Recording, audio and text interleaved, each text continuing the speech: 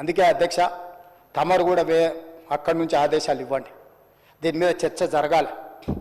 Media మిత్రులకు కూడా నేను అడుగుతున్నా, మీ సంఘాలు ఏవైతున్నాయో సంఘాల నాయకులను కూడా అడుగుతున్నా, ఎవరో జర్నలిస్టులు లిస్ట్ ఇవ్వండి. జర్నలిస్ట్ అనే పదానికి డెఫినేషన్ ఏందో ఇవ్వండి, ఆ లిస్ట్ ఇవ్వండి.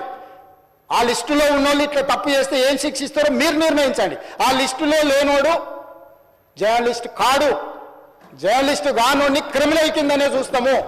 ఆ క్రిమినల్స్ని ఎట్లా జవాబు చెప్పాలనో గట్లనే చెప్తాం. ముసుగేసుకొని వస్తే ముసుగు ఊడవికి బట్టలు గుడ్డలు ఊడదీసి కొడతా అని చెప్తున్నా. నేను తమాషా చేయొద్దు. నేను కూడా మనిషిని, నాకు చీమునెత్తురుంది.